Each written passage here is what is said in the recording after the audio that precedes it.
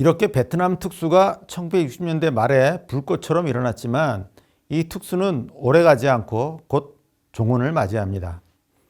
그 이유는 미국이 베트남전을 축전, 전쟁 규모를 줄이고 나아가서는 베트남전을 끝냈기 때문입니다. 미국의 베트남전 축전은 1968년에 진행됩니다. 그런데 그 직전인 1967년 가을 9월에만 해도 미국은 한국 정부에 또 전투병의 증파를 요청했습니다. 이때가 미군의 베트남 참전이 정점에 달했을 때입니다. 약 55만 명이나 되는 미군 병력이 베트남에 파견돼 있었습니다. 미국은 더 많은 군대를 투입해서 빨리 남베트남을 안정화시키겠다 하는 계획으로 한국군에 제2차 전투병 증파를 요청했습니다. 한국 측은 이 요청이 상당한 무리가 있지만 다시 한번 대가를 얻고 전투병을 파병할 생각이었습니다. 물론 이때는 연대 규모의 경사단을 우선 파병하는 걸로 합의를 봤습니다. 이것이 1967년 말의 일입니다. 그런데 이 계획은 베트남과 한반도의 두 공산 진영의 일대 반격에 의해서 좌절됩니다.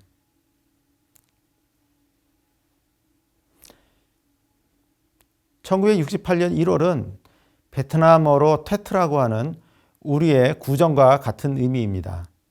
베트남 구정이니까 이때는 베트콩이 공격하지 않을 것이라고 해서 미군이 방심을 한 1968년 1월 사이공과 같은 대도시에서 베트콩이 대대적인 공격을 했습니다.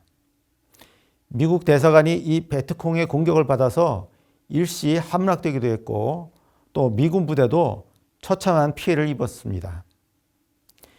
미군이 곧 베트콩을 격퇴했지만 베트콩의 대대적인 공격으로 미군이 처참한 피해를 입는 모습이 당시 TV를 통해 생생하게 미국 전역에 방송되었습니다. 그로 인해 미국 내에서는 베트남전에 대한 반전, 염전 분위기가 고조됐습니다. 이걸로 끝난 게 아니었습니다. 거의 같은 시점인 1월 21일 북한군 특수부대가 서울에 침투해서 청와대를 습격하는 깜짝 놀랄 만한 일이 벌어졌습니다. 이들은 청와대 담장 바깥까지 침투했고 그 소탕 과정에서 많은 한국 군경과 민간인이 피해를 입었습니다. 또 그 이틀 뒤인 1월 23일에는 북한의 원산 앞바다 공해상에서 미 해군 정보함 푸에블로호가 북한군에게 납치되는 일이 벌어졌습니다. 약 80명 정도의 미 해군 승무원들이 북한에 납치가 됐습니다.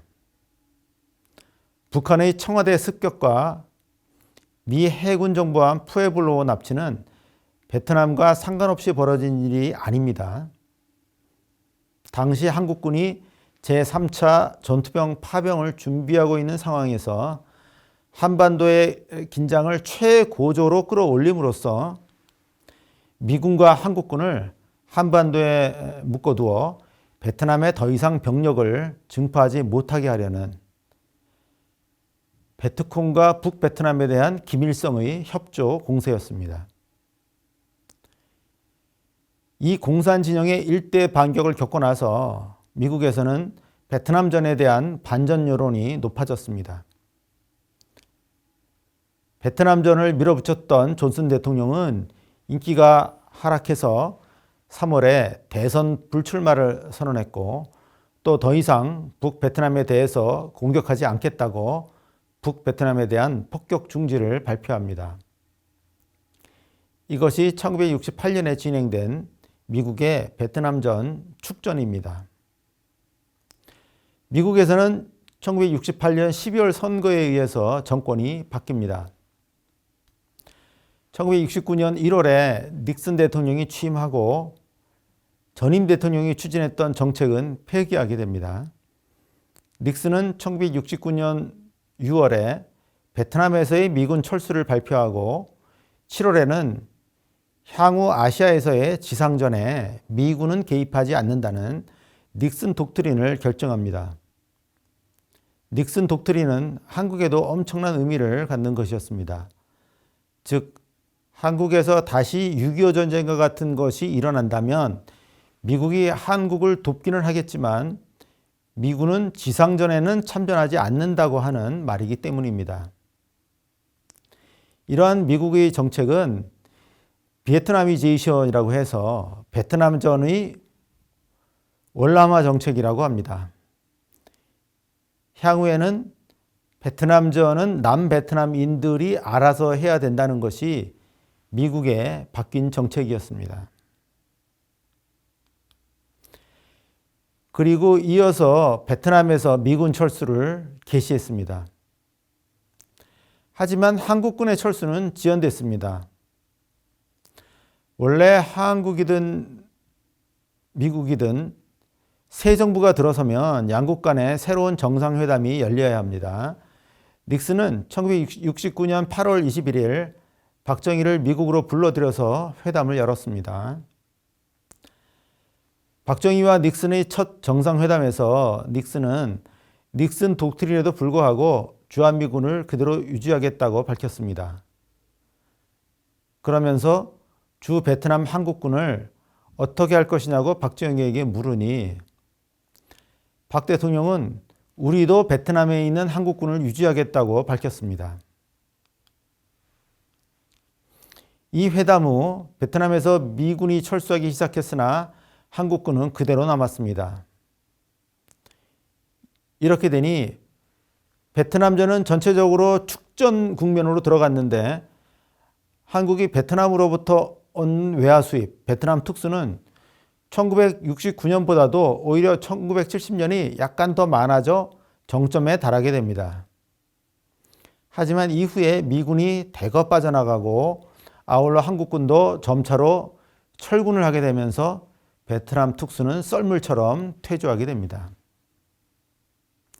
지금 보시는 이 그림처럼 베트남에서 1972년에는 미군보다도 한국군의 숫자가 더 많은 상황이 벌어집니다. 이제 미군이 빠져나가는 것을 한국군이 지켜주게 되었습니다. 1973년 파리 평화협정이 맺어지면서 한국군이 철수하고 베트남 특수도 끝났습니다. 정리를 해보겠습니다. 한국 정부는 베트남 파병을 추진하면서 군인의 전사, 부상과 같은 파병의 비용보다는 경제적 반대급부에 관심을 가졌습니다. 한국 정부는 파병 전에는 상품 수출과 물품 군납이 확대될 것으로 기대했다가 파병 초기에는 근로자 송출에 주안을 뒀고 전투병 파병 후에는 기업 진출로 중점을 옮겼습니다. 결국 물품 군납과 근로자 송출, 용역 건설 수주 이 삼각 체제가 베트남 특수를 이뤘습니다. 정부도 기업도 사실 처음에는 베트남에서 어떻게 해야 특수를 누릴 수 있을지 몰랐습니다. 계속 부딪혀가고 미국 정부와 교섭하고 이런 과정에서 또 실제로 물품 군납이나 근로자 송출, 용역 건설 수주 이런 업무들을 수행하면서 성과가 나는 쪽으로 적합한 정책을 수립해 나갔던 것입니다. 이 한국 정부를 학습자 정부라고 할 수 있겠습니다.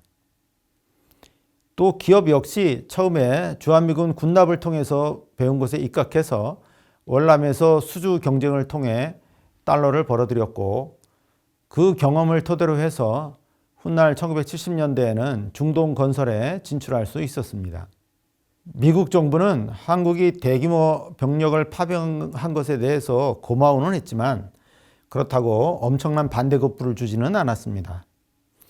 결국 한국 기업의 실력이 이 베트남 특수의 규모를 결정했습니다. 1960년대 말에는 베트남 특수를 통해서 많은 외화 수입을 올릴 수 있었고 경상수지 적자를 줄이는데 큰 도움을 받았습니다. 그러나 베트남 특수는 1970년대에 들어가면서 급속히 퇴조했습니다. 그 대안을 어떻게 마련할 것인가 하는 것이 한국 경제와 한국 정부에게 떨어졌던 과제였습니다.